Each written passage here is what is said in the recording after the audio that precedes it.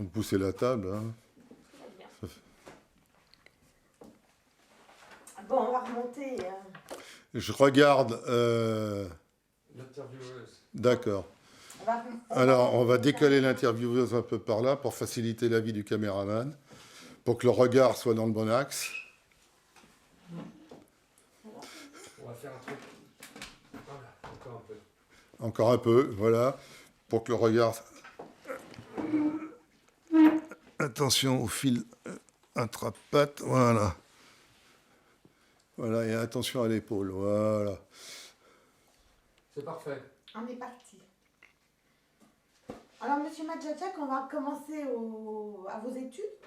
Peut-être, on reviendra sur votre papa après. Donc, qu'est-ce qui vous pousse à entrer à l'école Louis Lumière, c'est ça? Oui, ça s'appelait Vaugirard à l'époque, parce que c'était dans la rue de Vaugirard. Et ce qui m'a poussé, c'est que c'était la plus proche de chez moi. Donc c'était uniquement pratique. En plus de ça, c'était une école nationale, donc elle n'était pas trop chère au niveau inscription. Donc, comme mon père, lui, faisait de la photo également, et que je lui donnais un coup de main de temps en temps, c'était un petit peu officialisé, et avoir également des connaissances techniques qu'on n'avait pas à l'époque, optique, chimie, etc. Pour un photographe, c'était pas tellement courant. Vous avez appris quoi alors dans cette école? Ben, ce qui dominait surtout, ce que j'ai appris, c'est comment fonctionnaient les optiques, les sensibilités des pellicules, les différents filtres qu'il pouvait y avoir entre une panchromatique, une orthochromatique, etc. Donc, tout un jus technologique. J'ai trouvé par contre, vu que j'avais déjà un petit peu travaillé avec mon père, que l'école était un petit peu attardée sur le plan des techniques de prise de vue. On en était encore à la plaque de verre ou au châssis 9-12. Bon, on faisait des photos dans des chambres. Donc, quand vous sortez de l'école, vous vous engagez aux côtés de votre papa? Non, quand je sors de l'école, j'ai l'opportunité... Je bafouille et on recommence. J'ai l'opportunité de rentrer chez Pictorial Service, vu que mon père, de temps en temps, faisait faire des agrandissements chez lui. J'ai fait un bout d'essai chez Pierre Gassman et j'étais accepté. Donc j'ai eu la chance, pendant un certain nombre d'années, de travailler à Picto et de connaître tous les grands photographes de l'époque. Henri Cartier-Bresson, Seymour, Bischoff, Horvat, Ernst Haas, etc., Capa et d'autres. Et ça m'a aidé et impressionné en même temps, puisque on mémorise les images des autres et ensuite on les a en mémoire, que ce soit sur le plan de la lumière, de la composition, et ça permet de se construire un petit peu son background personnel pour ensuite essayer de s'exprimer. Bien entendu, j'étais au labo, mais je voulais également pouvoir en sortir un jour donné avec le désir de faire moi-même de la prise de vue. On va revenir sur cette période parce que ça me semble, comme vous le dites, très important. C'est une éducation aussi à la photo, c'est-à-dire que, comme vous le dites, vous voyez les photos des plus grands.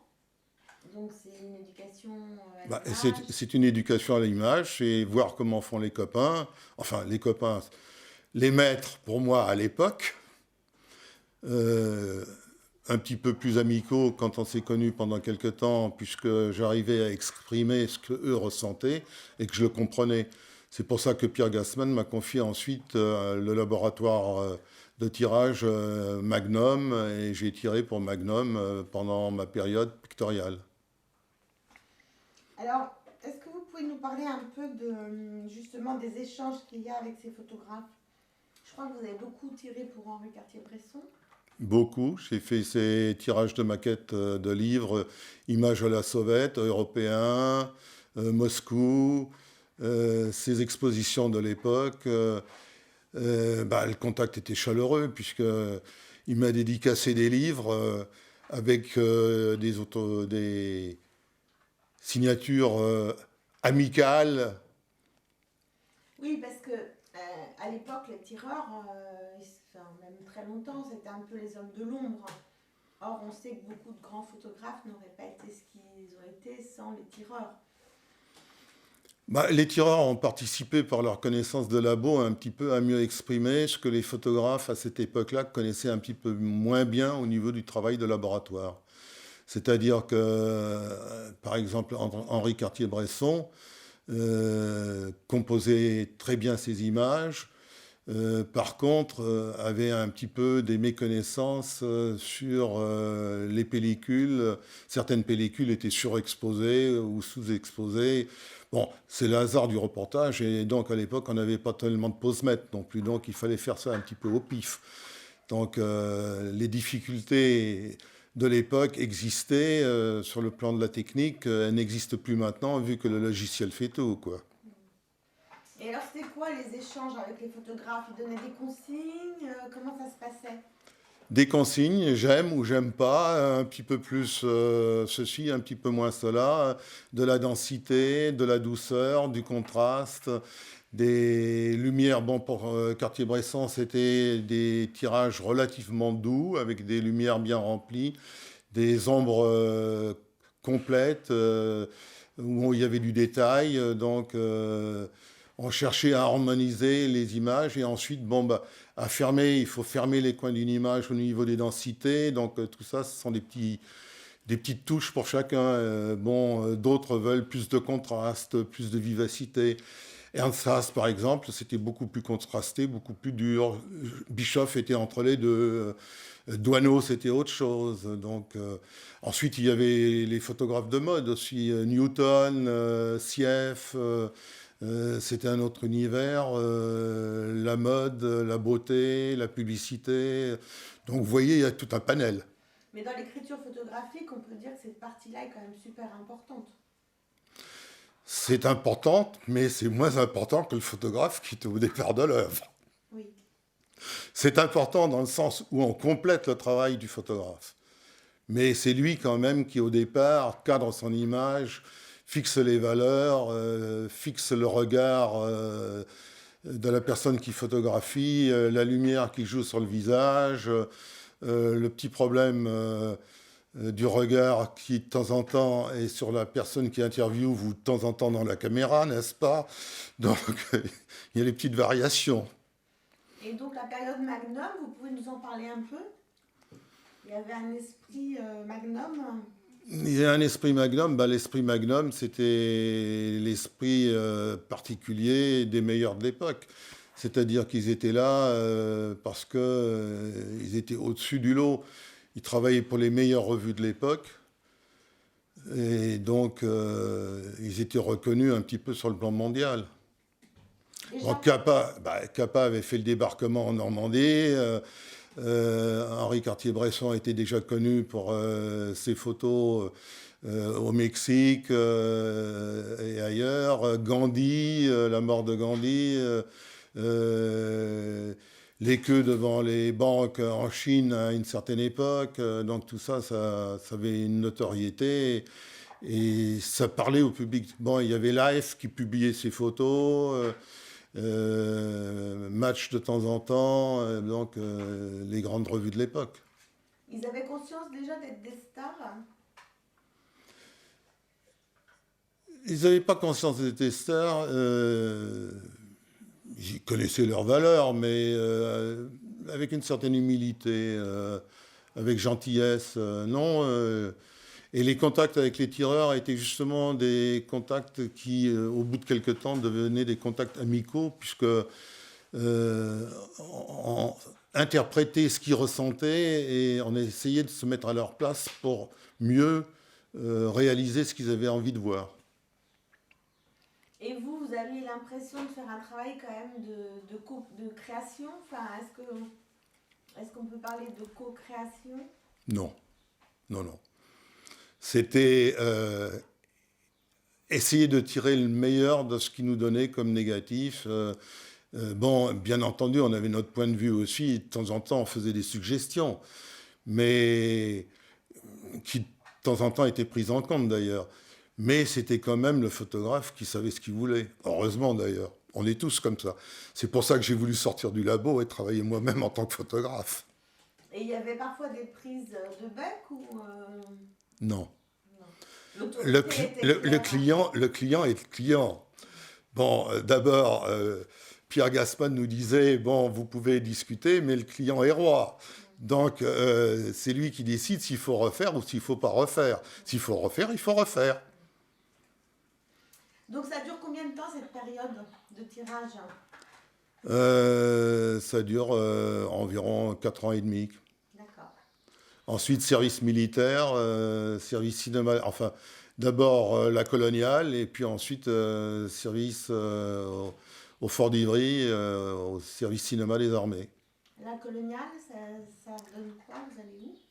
Ah ben, la coloniale, ça donne des classes, ça donne un petit peu de confrontation pendant une période d'une... j'ai pas tellement envie d'en parler.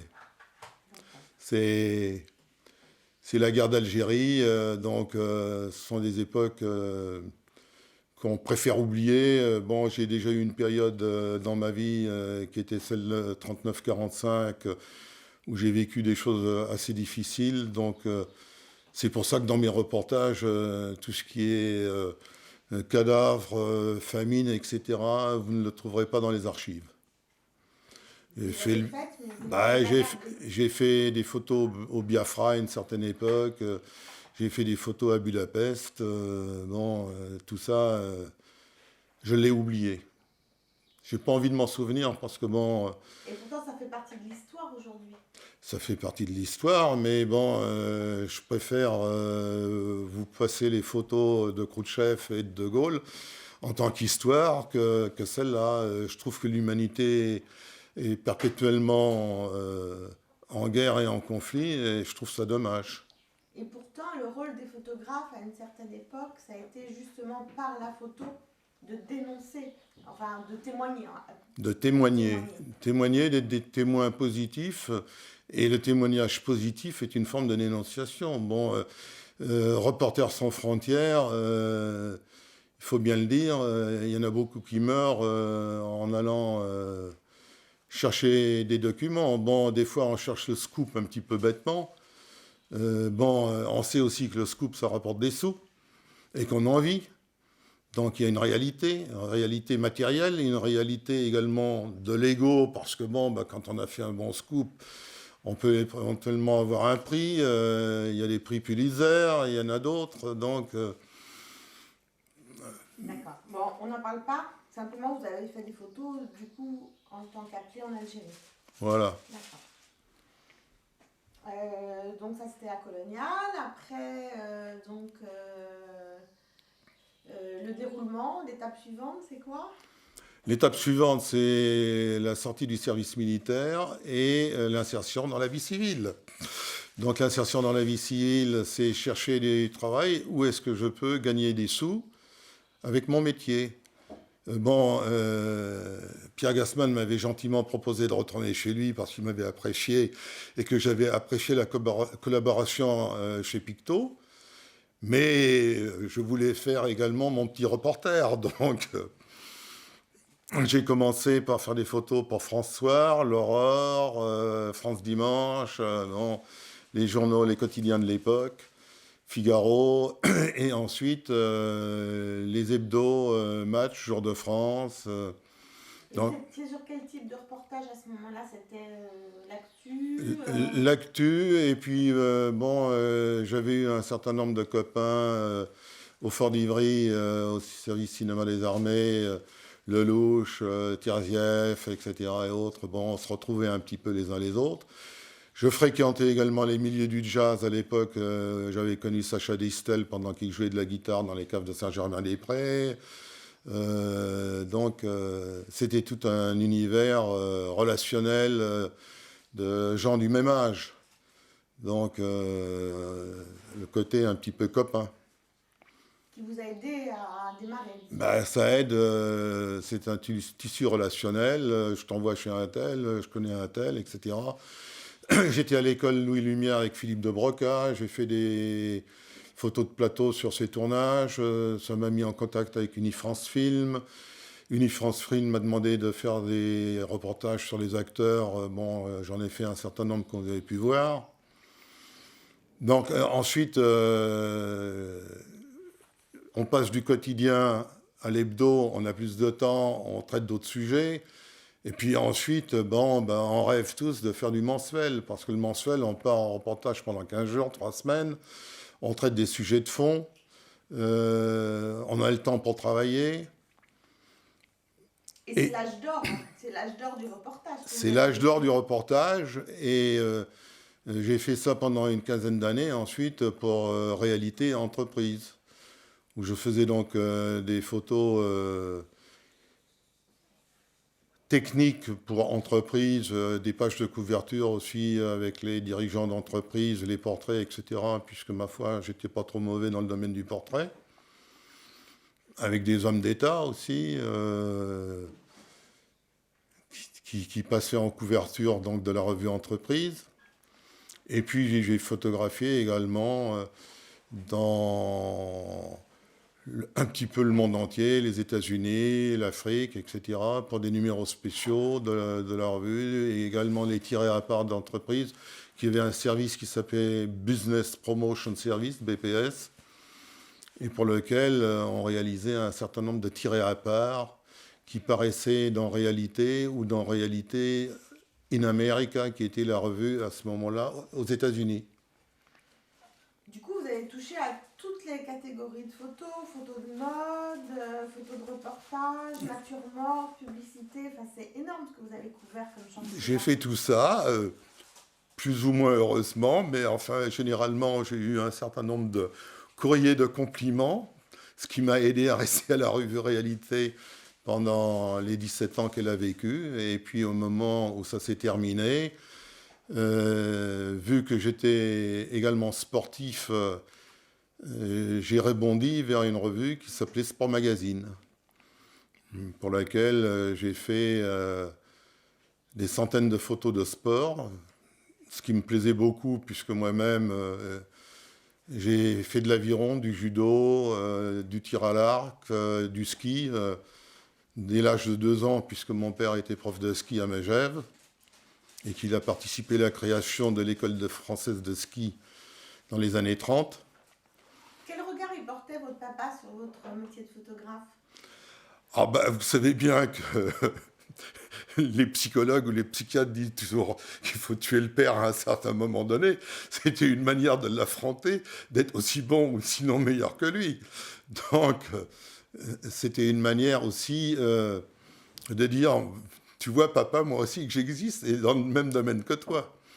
Et il y a eu une période où il faisait semblant de rien voir, et une période où il est devenu fier de son fiston. Ce qui fait plaisir, finalement, quoi. Et donc, est-ce qu'on en vivait bien à cette époque-là du reportage ? On vivait bien de l'image et de la photo si on était reconnu. Donc il faut se faire un nom. C'était la même chose pour tout le monde, hein. Qu'on soit bon couturier, bon coiffeur, bon maquilleur, etc. Si on est bon, et on se fait un nom, on est réputé, et on peut augmenter ses tarifs. Et puis si on n'est pas bon, on rame. Donc petit à petit, comme j'étais considéré comme pas trop mauvais, j'ai pas trop mal gagné ma vie à cette époque-là. Et le travail pour Réalité Entreprise, ça vous a pas semblé un peu ingrat au regard de ce que vous aviez fait précédemment ? Non, parce que j'avais des ouvertures. J'avais la possibilité de travailler en dehors, puisque mon contrat était un contrat avec la revue pour un temps donné, mais mes jours de liberté, j'étais libre de travailler en freelance. Alors donc, j'avais un certain nombre de personnes pour lesquelles j'avais travaillé pour la revue Entreprise qui me redemandaient pour des grandes firmes de l'époque, que ce soit Peugeot, Mercedes ou autres, Saint-Gobain, Boussois, Guerlain, etc. Donc j'ai retravaillé directement également pour ces entreprises et ça m'a permis effectivement de correctement gagner ma vie. Et parce que là, ce travail de commande, il est assez contraint. Vous êtes épanoui dans ce travail? À partir du moment où on est reconnu, on peut mettre sa touche personnelle. Il y a certaines contraintes de certains propriétaires d'entreprises qui préfèrent les femmes blondes aux femmes brunes pour leur modèle. C'est un choix auquel il faut se plier. Mais maintenant, ensuite, on peut quand même faire ce qu'on veut lorsqu'on photographie de belles femmes blondes ou brunes. Et cette période, du coup, est-ce que ça vous a permis aussi de développer un travail? Est-ce que vous avez eu envie à un moment donné de faire un travail plus artistique, entre guillemets, pour vous? Je crois que j'ai toujours fait le travail artistique que je voulais faire. Je faisais mes images. J'essayais de plaire, bien entendu, à celui qui commandait un travail, mais c'était mon travail qui primait, c'était l'expression de moi-même. Donc, ou on l'acceptait, ou on ne l'acceptait pas. Ça passait, c'était dans le contrat aussi, un petit peu. Donc, j'avais vu que les grands qui m'avaient précédé fonctionnaient comme ça, et je me suis dit qu'il fallait les imiter aussi pour se faire un nom, quoi. On peut revenir un petit peu sur la période où vous étiez sur les reportages quotidiens. Vous pouvez nous dire comment ça se passait? Il fallait être disponible en permanence. On recevait un coup de fil du journal et on partait faire un reportage à tel endroit ou tel endroit. Quand c'était un barrage qui explosait en France, il fallait aller faire le reportage sur le barrage qui avait explosé. C'était de l'actualité, c'est du paparazzi. J'ai pas tellement aimé. J'ai fonctionné pendant quelque temps dans une agence qui était l'agence d'Almas. L'agence d'Almas, j'ai fait un certain nombre de reportages pour eux, mais plus ensuite dans le style vedette, personnalité, que dans le style paparazzi. Et puis, j'ai vu arriver à l'agence d'Almas de Pardon, qui a continué quelque temps avec eux aussi. Je me suis ensuite plus senti attiré par des choses plus artistiques et moins d'actualité difficile dans la vie, quoi.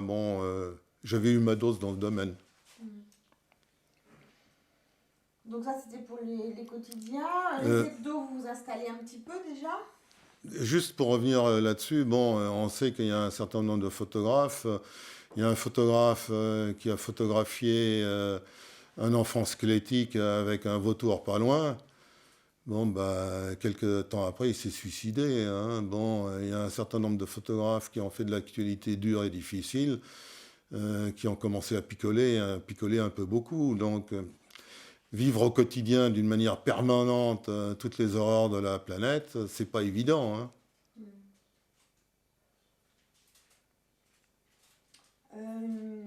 Le cheminement donc entre quotidien et hebdo, les hebdos, vous vous souvenez de certains reportages qui vous ont marqué?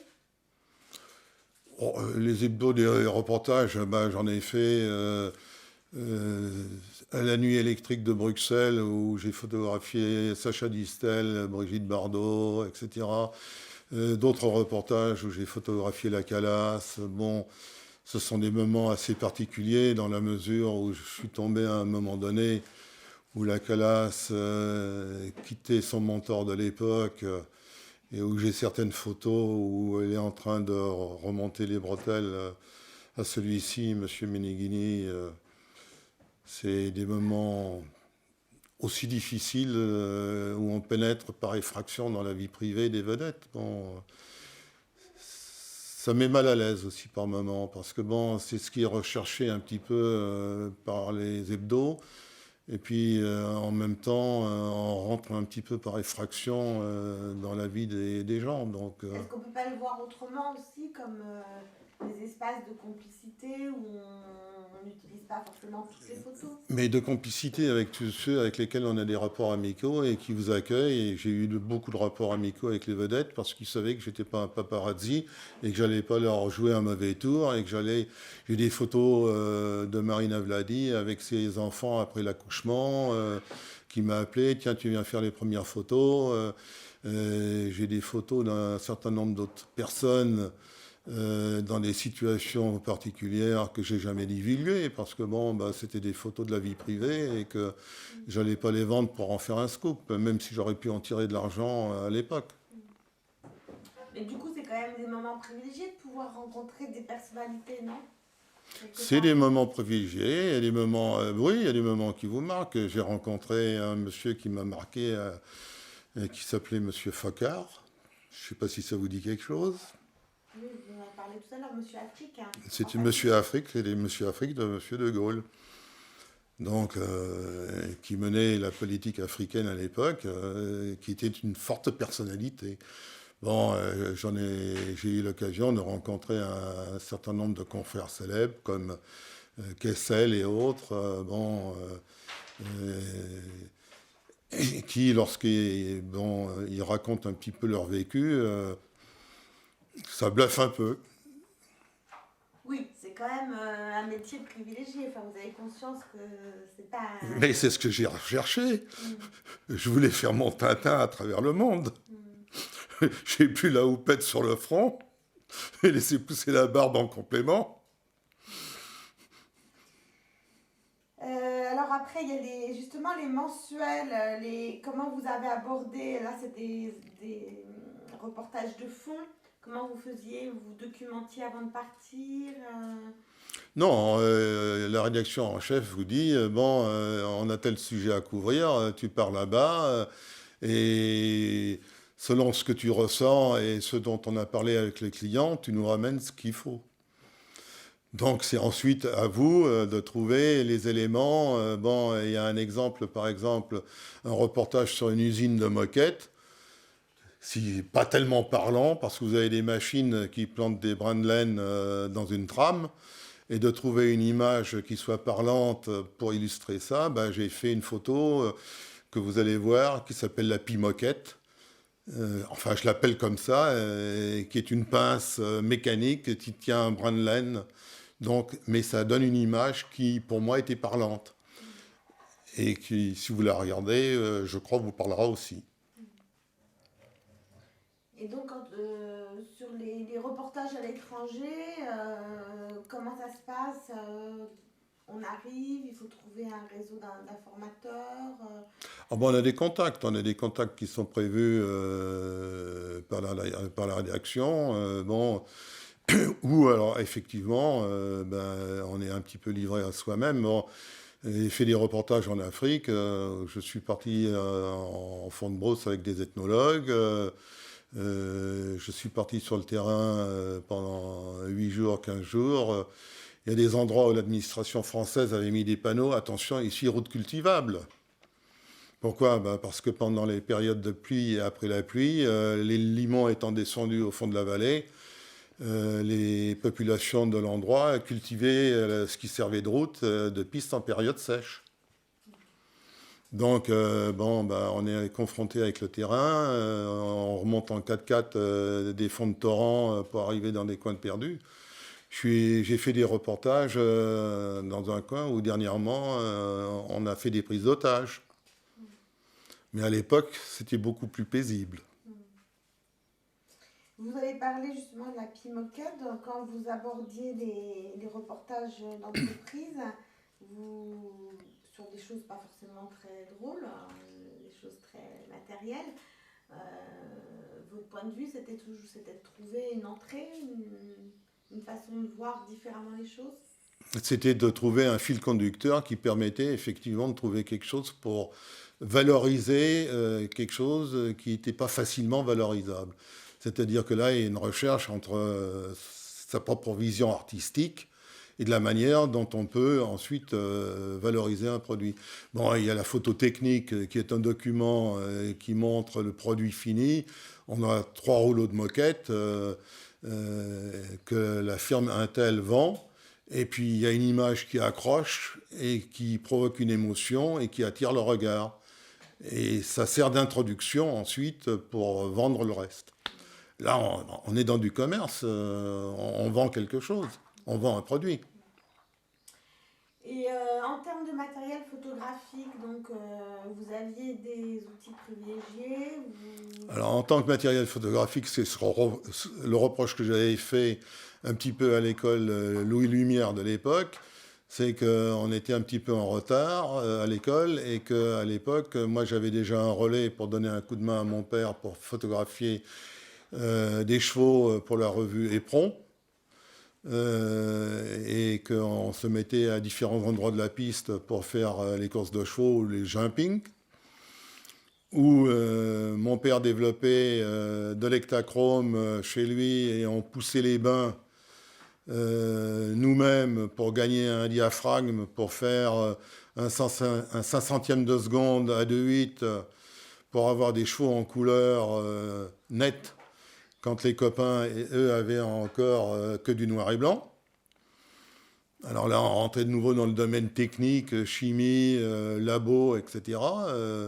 Puisque le photographe, à l'époque, était encore un petit peu également un côté chimiste, la meilleure optique, donc 24-36, parce que c'est ce qui ouvrait le plus grand à l'époque. C'était Leica, Leica F3, ensuite Leica M, M1, M2, M3... et ensuite, les copies Nikon, qui étaient également de bonnes copies. Donc, j'ai travaillé. Et également Rolleiflex, Hasselblad. Oui, parce que vous avez travaillé dans tous les formats. Même Technical Inoff, oui, en 4.5 et 13-18. Pour faire des affiches, parce qu'à l'époque, on demandait encore du grand format pour graver des affiches pour la pub. Vous avez vécu le passage au numérique ou vous étiez déjà... Je l'ai vécu, mais à distance. Je l'ai vécu parce que après Sport Magazine, lorsque Sport Magazine a fermé, la Fédération française de tir à l'arc m'a proposé un rôle d'entraîneur, vu que j'entrais un certain nombre d'archers à l'époque qui étaient en équipe de France. Donc la porte était grande ouverte et j'ai franchi le pas de devenir un entraîneur dans une discipline sportive. C'était toujours la visée, mais une visée différente. Et j'ai fait ensuite une vingtaine d'années en tant qu'entraîneur auprès de la Fédération française de tir à l'arc. C'est pas trop dur d'abandonner la photo ? Je fais toujours un petit peu de la photo. Je ramène de temps en temps de bonnes photos de vacances. Ça fait plaisir à madame. De temps en temps, ça la fait arranger également. Parce qu'elles sont sur le même sujet, parfois un peu différentes. Mais vous avez quand même fait un métier prenant, enfin un métier où on s'engage. C'était un métier prenant, mais c'est un métier qui, avec l'arrivée du numérique, vient à terme, enfin, il change de nature. Dans le temps, il fallait connaître un certain nombre de choses pour dominer ce métier. Il fallait être un petit peu chimiste, il fallait connaître les optiques, il fallait être créateur au niveau de la vision de la lumière, il fallait mettre en place le modèle ou choisir le cadrage. Bon, tout ça, c'était un ensemble. Maintenant, vous avez le logiciel qui remplace ça à 80-90%. Bon, je ne vais pas être méchant avec les gens qui font de la vidéo, mais quand on fait une vidéo et qu'ensuite on découpe là-dedans et qu'on choisit les meilleures images, c'est beaucoup plus facile que de faire, comme faisait Henri Cartier-Bresson, The Decisive Moment, le moment décisif, où tout est en place dans le cadrage, la lumière, les emplacements pour que le visage ou le regard soit au point fort de l'image et que ça donne une image qui soit construite. Donc, l'arrivée du numérique et l'arrivée du logiciel donnent des avantages incontestables. Ça permet beaucoup de choses. Maintenant, est-ce que ça va aider La formation sur le plan de la création, je ne sais pas. Oui, parce que quand vous avez quitté le métier, ça commençait déjà à devenir difficile, les commandes, etc. Ou c'est peut-être plus par choix. C'était déjà... Bon, le problème du passage au numérique, c'est la disparition des supports. Dans le temps, on vendait du papier, et sur le papier, il fallait mettre quelque chose. On y mettait du texte et des images. On faisait des affiches pour vendre quelque chose, on faisait de la pub. Bon, maintenant, la pub, elle est où? Elle est sur le net. Pour qui travaille maintenant? Bon, dans le temps, il y avait de la pub au cinéma. Le cinéma, les infos au cinéma, tout ça, ça a disparu. Donc, la pub passe sur le net, les infos passent sur le net. Donc, pour qui va travailler le photographe? Bon, Mediapart remplace l'information active. Oui, c'est vrai qu'aujourd'hui, on est dans une mutation. On est dans une mutation. Bon, alors comment on va subir cette mutation? Quelles vont être les conséquences sur le métier de cette mutation? C'est la grande question qui se pose. Et vous avez parlé de vos photos de famille, justement. Quelle place elles ont dans votre métier de photographe? Parce que souvent, les photographes font vraiment une séparation infranchissable entre leurs photos privées et puis leurs photos professionnelles. Vous voyez ça comment, vous? Bah, sur les photos de famille, j'ai quelques photos qui sont sorties du cercle famille. C'était des photos de mon fils, parce que de temps en temps, j'ai fait des photos avec lui comme modèle pour Guerlain, pour la fête des mères, par exemple, ou des choses comme ça. De temps en temps, j'ai un petit bouquin d'ailleurs que je ne vous ai pas montré. Tiens, il faudra que je vous le montre, Ami des bêtes, où j'ai toute une histoire avec lui à l'île d'Oléron avec son chien. Donc ça, c'est des petites choses qui sortent un petit peu des images de famille. Puis ensuite, les images de famille, ben, c'est la famille, c'est privé, madame. Oui, mais on s'exprime aussi. Quand On s'exprime en cercle privé. Donc on partage entre nous les images de famille. Bon, il y en a quelques-unes que je peux montrer. J'ai une photo de famille de mon père que je peux vous montrer si ça vous intéresse. Ce que je voulais juste savoir, c'est, parce que nous, ça nous intéresse beaucoup, ces enjeux de transmission, c'est quelle place ça a quand on est photographe, ces moments privés où effectivement on n'a pas de commande, c'est un regard, voilà, et c'est aussi, c'est souvent un espace d'expression libre, enfin on peut faire des photos importantes aussi. Bon, je dirais qu'à partir d'un certain moment où on commence à avoir une certaine notoriété, on est libre. On est libre parce que, comme je vous le disais tout à l'heure, si on vous a demandé, c'est que vous n'êtes pas trop mauvais. Si on est prêt à payer parce que vous n'êtes pas trop mauvais, on doit vous laisser une certaine liberté. Si on ne vous la laisse pas, vous dites non, je ne suis pas disponible en ce moment, prenez quelqu'un d'autre. Donc c'est une manière polie de refuser. J'ai une petite anecdote avec une personne d'une grande firme du monde automobile qui m'a demandé la photo de couverture. Je lui ai demandé une entrevue particulière, ce qui était assez exceptionnel à l'époque. Il m'a dit, comment vous demandez à rencontrer monsieur Untel? Je dis, bah oui, il voudrait avoir le négatif de la photo que j'ai faite. Je suis prêt à le rencontrer, mais j'aimerais bien qu'il me le demande lui-même. Ce monsieur m'a demandé lui-même, on a eu une entrevue, et je lui ai dit, bah, écoutez monsieur, ça me fait plaisir que vous aimiez ma photo. Normalement, les droits d'auteur ne sont pas cessibles. Donc, comme ils ne sont pas cessibles, j'ai le plaisir de vous faire cadeau de cette photo et de vous offrir le négatif. Donc, c'est une manière d'avoir une relation avec son modèle.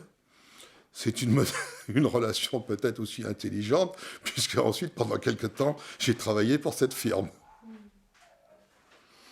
Donc on allie là peut-être également du relationnel commercial à une certaine manière d'exprimer également de la reconnaissance à la personne qui vous flatte sur le plan de votre ego, puisqu'il apprécie votre travail, et qu'en même temps, ça vous permet de renvoyer l'ascenseur.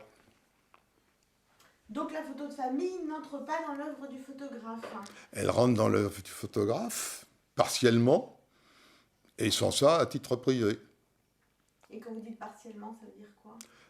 Partiellement, c'est que de temps en temps, il y a des photos de famille qu'on peut sortir du contexte familial parce qu'elles représentent quelque chose, parce qu'elles expriment quelque chose et qu'elles sont non en relation directe avec ce qu'on pourrait appeler le secret familial.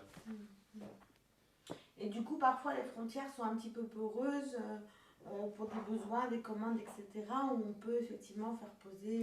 Attendez, je m'excuse, j'ai pas suivi parce que j'ai vu apparaître dans mon champ de vision des portraits de photos que j'ai fait dans le temps et ça m'a disturbé légèrement sur le plan du regard.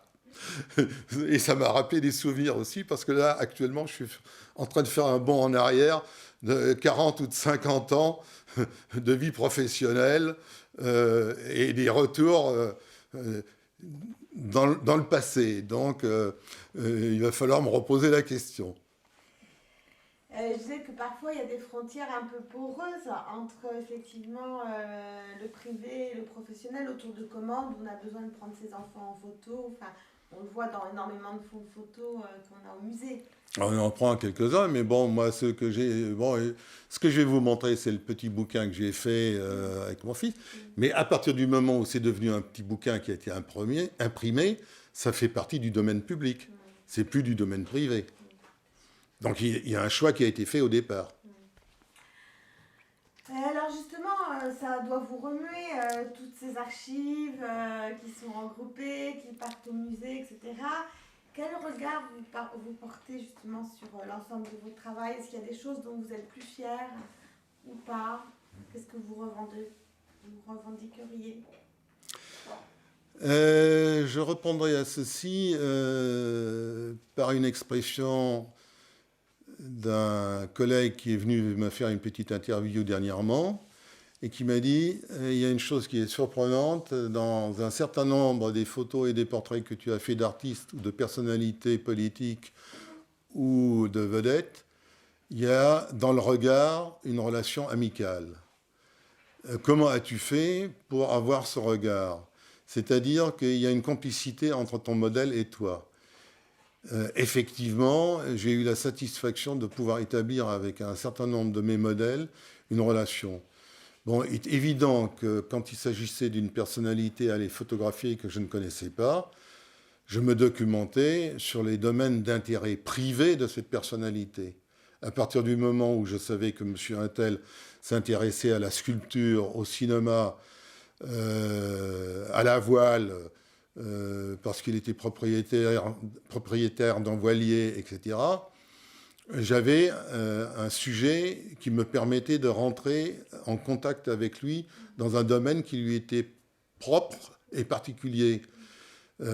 Si maintenant je retourne un petit peu la question, qu'est-ce que vous aimez, madame, dans votre vie? Quels sont vos hobbies? Dites-moi quels sont vos hobbies. Je fais le retour à l'envoyeur, là, en ce moment. Je peux vous en parler longtemps, mes hobbies, sauf que bon, je ne suis pas sûre que ça intéresse plus que ça le musée de la photo. Quoique, il faut toujours s'intéresser aux conservateurs qui font des choix subjectifs. Exactement. Donc, voilà un petit peu le retour à l'envoyeur. Il faut bien rigoler un peu de temps en temps. Donc, oui, moi, je n'ai pas de souci de parler de mes hobbies, de mes passions. Hein. Alors, ce sont lesquels? On peut écouter, il y a plein de choses, les musées évidemment, l'art évidemment, la cuisine. Oui, mais l'art... Je suis une passionnée de cuisine, voilà, donc je passe beaucoup de temps les saveurs, à faire la cuisine. Les épices oui, même plus que ça, les produits, j'ai une vraie esthétique. Voilà, donc ça, je peux vous en parler des heures, mais je pense que là, en fait, c'est... Non, bien sûr, mais il coupe pas, mais ça va faire quelques plans de coupe qui seront peut-être intéressants, qui sait. Peut-être. Non, j'ai pas de souci avec ça. Hein. Donc, pour revenir, donc, il fallait établir une relation de confiance et donc se documenter. Effectivement, je cherchais à savoir par la secrétaire qui me recevait éventuellement, par l'attaché de presse, par l'attaché de relations publiques, etc. Donc, je savais que M. Intel était passionné par le cinéma des années 30, Dreyer, ou les films de l'époque russe, etc. Donc, ça me permettait à ce moment-là de dire les images d'un tel à telle époque. Et l'interview qu'on m'accordait, qui devait durer 10 minutes parce que le monsieur était président-directeur général et qu'il était pressé, j'arrivais au bout d'une heure, 1 heure et demie à avoir les photos que je voulais avoir. Donc c'était à moi de me débrouiller en sorte que ce monsieur qui n'avait qu'un quart d'heure à me consacrer, finalement dise « Ah écoutez, je retarde un petit peu ce rendez-vous » et on continue à discuter. Et je lui ai dit « Monsieur, maintenant... » Je commence à avoir des images et une lumière qui est intéressante sur votre visage et dans vos expressions. Ce monsieur commençait à ce moment-là à rigoler et j'avais établi une complicité. Et à partir du moment où j'avais établi une complicité, j'avais autre chose dans le regard, qui, selon le discours bien classique, le regard, c'est les fenêtres de l'âme, n'est-ce pas? C'est par là que passe l'émotion, l'expression. Ce qui à l'époque représentait quand même pas mal de boulot parce que Internet n'existait pas, donc quand il fallait se renseigner sur plein de domaines particuliers que vous ne maîtrisiez pas, c'est un vrai investissement. C'est ça le travail complet du photographe de l'époque. C'était le changement par rapport à maintenant. À l'époque, on était des pros d'une manière différente de maintenant. Maintenant, on va sur Internet, on tape un tel, on connaît sa vie privée pratiquement de A à Z, on connaît ses passions, on connaît éventuellement ses condamnations, etc. Donc, ça a complètement changé. Et puis bon, il y avait une chose aussi, c'est que dans le temps...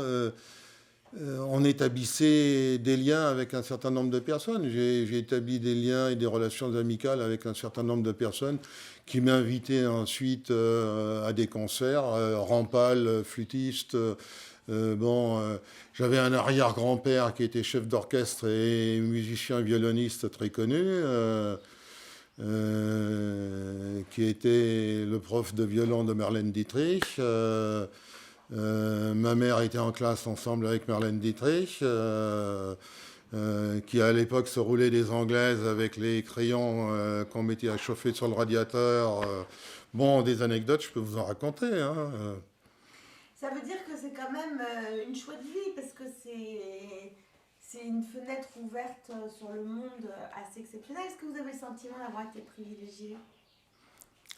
Ce privilège, je me le suis construit, madame. Il ne m'est pas tombé du ciel. C'est ce que je voulais faire. Quand on veut faire quelque chose, si on a la volonté de vouloir obtenir quelque chose, il faut se battre pour. Ça ne tombe pas du ciel. Oui, j'ai eu une belle vie. Je vais bientôt avoir 80 ans, oui. Mais j'ai eu une vie, effectivement, qui m'a satisfait. J'ai eu des hauts et des bas, comme dans toute vie. Mais je suis satisfait de mon parcours et je ne le regrette pas. De toute manière, ça ne sert à rien de regretter un parcours. Donc, mais effectivement, c'était un beau métier et je suis ravi. Alors maintenant, j'arrive au bout de la route et c'est une transmission. J'ai choisi un certain... Bon, la France m'a accueilli, puisque je viens d'Europe centrale. Europe centrale par le rapport au père, de mère d'origine allemande. Donc, c'est un melting pot européen. La France m'a accueilli et j'ai choisi le Musée français de la photographie pour lui léguer mes œuvres. Donc, c'est une finalité d'une certaine manière. Sur la photographie, est-ce que vous avez des photographes préférés? Est-ce que vous avez des enthousiasmes encore aujourd'hui pour certaines photos? J'aime toujours les belles images, bien entendu. Quand je vois des belles images sur le net, j'ai un esprit critique assez aiguisé dans la mesure où j'ai eu pendant longtemps les meilleurs mondiaux dans mon agrandisseur ou dans ma cuvette de développement. et que ce soit en noir et blanc ou en couleur. Donc, et ensuite, j'ai travaillé moi-même et on fait du comparatif parce que bon, notre valeur s'établit également d'une manière comparative par rapport aux autres. On subsiste également dans cet univers par comparaison. Maintenant, oui, j'apprécie toujours les belles images, bon, mais il y a toujours les fondamentaux. Il y a la lumière, il y a le cadrage, il y a le sujet. J'aime pas toutes les images un petit peu à l'arraché qu'on produit en disant que ce sont des belles images parce qu'il y a quelque chose dessus qui est un peu scabreux. Non. C'est pas parce que c'est scabreux que c'est une belle image. Ou que ce soit à la limite du porno, comme dernièrement j'en ai vu d'exposés. Des gars qui se shootent avec des seringues. C'est des documents, c'est du documentaire, mais c'est pas des belles images. Bon, il y a des images terribles, comme une photo de Capa d'un gars qui, pendant la guerre d'Espagne, se fait tuer. Bon, elle est belle dans le mouvement et dans la composition. Elle est dramatique dans le fait que c'est un être qui meurt. Donc, il y a des choses qui peuvent provoquer des émotions. Qu'est-ce que c'est que la photo? C'est provoquer des émotions. C'est transmettre des émotions. C'est transmettre ce qu'on ressent, ce qu'on a au fond du trip, des cœurs. Bon, ce qu'on ressent et ce qu'on a envie de transmettre. Qu'est-ce que c'est que faire de l'art? Faire de l'art, c'est transmettre ses émotions propres.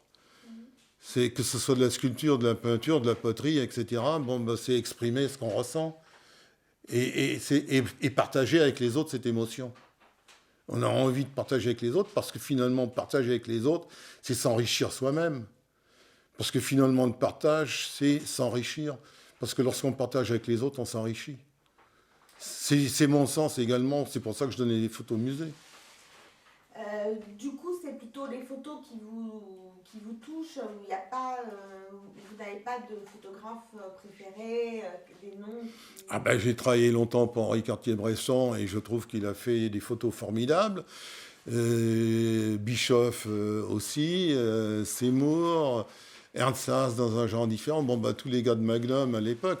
Bon, je suis moins en phase avec les photos de Capa parce que c'était des photos de guerre et des photos d'actualité, etc. Je vous ai expliqué pourquoi. Parce que bon, l'humanité a fait des choses merveilleuses, que ce soit sur le plan de la musique ou des arts.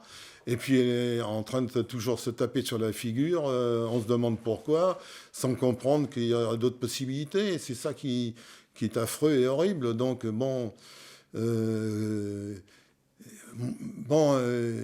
si éventuellement mes photos par l'entreprise du musée peuvent servir à Reporters sans frontières et que ça peut aider dans ce domaine-là aussi, moi je suis prêt également à donner mes droits d'auteur à Reporters sans frontières. Hein. Donc pourquoi? Parce que transmettre ces images, c'est transmettre un petit peu la beauté du monde et également remettre en question un certain nombre d'imbécilités du genre humain. Alors... Comment vous réagissez aujourd'hui par rapport à l'envolée de la valeur et des codes des photographies? Parce que la photo a aujourd'hui un statut particulier, non? Excusez-moi, je fais un petit break. Dans 2 minutes, on change de cassette. Bon, donc, la valeur, à une certaine époque... un agent m'a proposé de me prendre en charge. La proposition qu'il m'avait faite me semblait un petit peu injuste sur le plan des valeurs. Donc j'ai refusé. Je me suis dit, maintenant que j'avais commis une erreur, parce qu'effectivement, j'aurais peut-être pu vendre mes photos beaucoup plus cher que ce qu'elles ne valent actuellement. Parce que je me serais fait un nom et que les codes sont des codes artificiels. Ce sont des codes construits dans le domaine de l'art, que ce soit en peinture, en sculpture, en poterie ou en tapis. On fait une cote. Donc ensuite, on fait des ventes aux enchères. Ce sont les ventes aux enchères qui font la cote. Donc je trouve que je fais don de mes photos gratuitement à un musée. Dernièrement encore, il y a quelqu'un qui m'a appelé et qui m'a dit vos photos nous intéressent, ce qu'on a vu sur Internet nous intéresse, on pourrait faire de la vente de photos vintage, tirer ces photos, il y a des gens qui pourraient être intéressés. J'ai dit, j'ai fait donation au musée, si éventuellement un jour vous êtes intéressé, rentrez en relation avec le musée. Oui, sur les questions des droits, on vous les renverra, parce que nous, on ne percevra pas les droits. Mais... Vous voulez changer? Transmettre ces images, c'est un petit peu mes enfants, c'est ce que j'ai créé. Bon, il y a une petite part d'ego. On se valorise par rapport aux autres, par rapport au monde extérieur avec ce qu'on a créé et ce qu'on a produit. C'est évident. Donc, et puis transmettre ce qu'on a réalisé, c'est une forme de transmission de soi-même. Alors, ce que je fais actuellement, c'est un retour dans le passé, puisque je remonte entre 50, presque 55 ans en arrière. Donc, c'est un bond en arrière, en différentes étapes, et ça me ramène à des souvenirs avec un tel, un tel, un tel. Bon, j'ai vu un reportage sur Brialy dernièrement. Bon, je l'ai connu, il est décédé, je l'ai photographié. Bon, il y a un certain nombre de personnes que j'ai photographiées qui sont décédées. J'ai d'anciens collègues, photographes, cinéastes, copains de régiment, Terzieff, et un certain De Broca. Bon, alors, effectivement, revoir les images, revoir tout ce que j'ai fait à l'époque avec eux. Elle aussi est partie. Bon, on a partagé des moments ensemble, donc ça remue un certain nombre de choses et euh, c'est se remettre en question par rapport à son passé, par rapport à ce qu'on a fait. Bon, et puis c'est se dire que par la remise à un musée, ça risque d'avoir une autre vie et d'avoir une succession. Et dans la mesure où j'ai touché un certain nombre de domaines, ça peut montrer la diversité du métier de photographe à une certaine époque. Voilà ma conclusion. Moi, je voulais juste revenir, parce qu'on n'en a pas parlé au début volontairement, je voulais juste revenir sur la trajectoire de votre papa. Parce que ce qui nous intéresse aussi, c'est de voir qu'est-ce qu'on peut transmettre d'une génération à l'autre dans la photographie ou dans les arts. Et, voilà. Et donc, je crois que votre papa était lui-même photographe, mais artiste aussi, artiste peintre, qu'il a connu le Baos. Et donc, voilà, est-ce que vous pouvez nous en parler un peu et puis nous dire ce qui vous semble aujourd'hui, avec beaucoup de recul, de ce qu'il vous a transmis sur ces questions? Il faut que je remonte d'une génération encore. Mon arrière-grand-père était imprimeur, lithographe, graveur. Mon père a travaillé chez lui et ensuite, après avoir fait de la gravure, a fait les beaux-arts.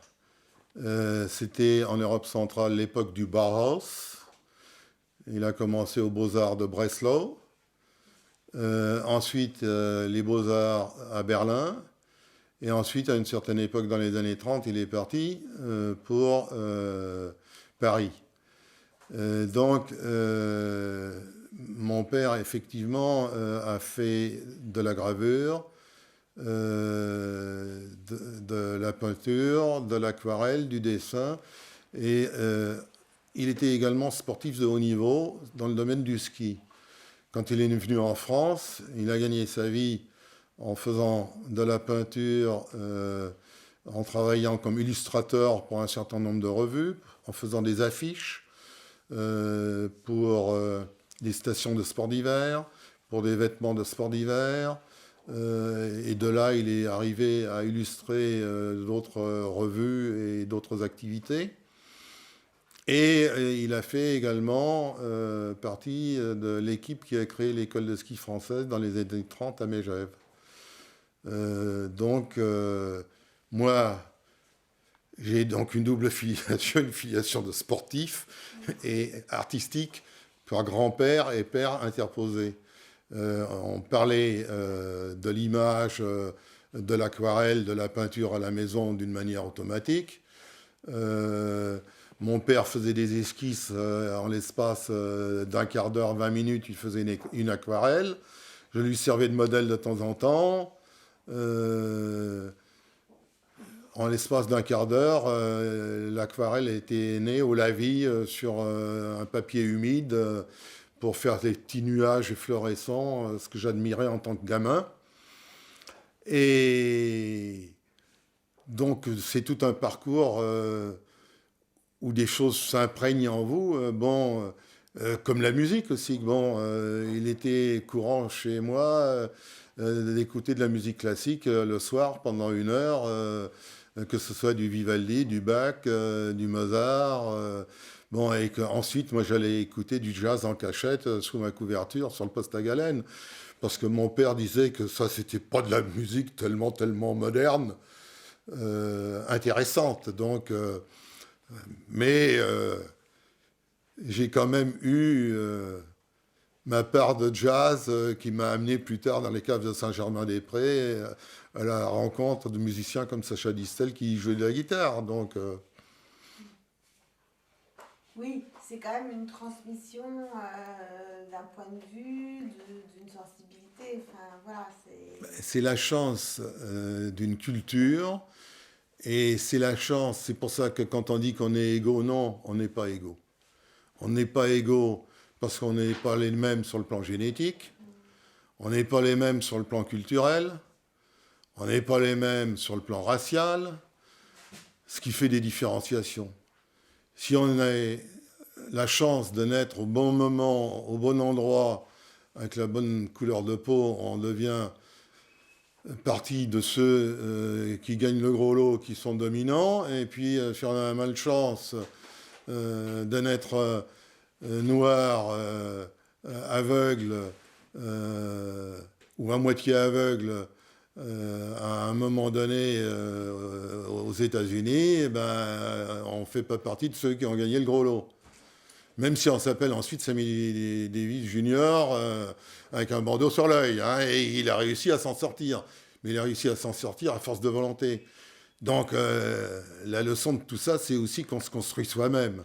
Alors, on a la chance de recevoir un feedback, un fond, et qu'il faut ensuite exploiter. Et j'ai vu un certain nombre de pistonnés arriver dans le métier aussi, qui étaient pistonnés et qui ne faisaient pas grand-chose finalement. Pourtant, ils avaient été bien pistonnés. Vous ne pouvez pas parler de votre maman, elle avait un métier ?